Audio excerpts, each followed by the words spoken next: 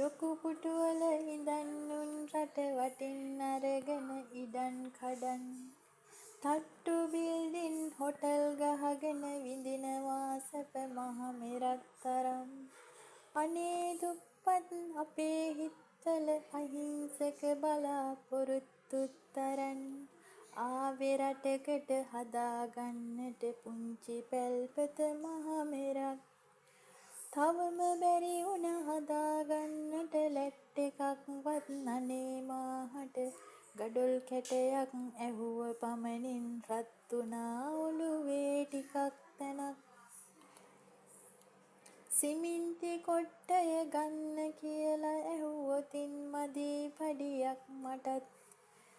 ගන්න පඩිය ඉවරයි වටපිටාවෙ කඩවල් වල ඇති ණය පොතක් පුරවන්.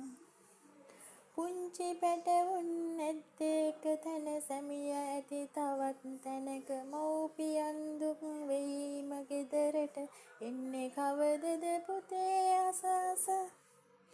අහිංසක අපි හීන අරගෙන උන් වෙලා රජ කියන්න බෑ දුක දරාගන්නේ කොහොමද හිතින් හඬනවා.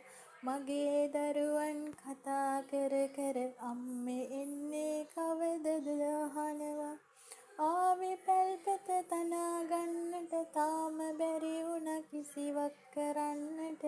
අවුරුදු දෙකත් ගෙවිලා යනවා හිතේ හයියත් මැරිලා යනවා. බලන විටකදී රට හදන්නට ආව උන්මයි රට වනසලා. අපේ දුප්පත් හීන පොඩි කර උන්ද මාලිගාවල් තනා. ඉන්න පැල්පත නැහැනේ තව මට යන්නේ කොහෙදයි හිතනවා. හීන අරගෙන ආපු ගමනේදී රුපියලක්වත් නෑ යන්න සිදුවෙයි.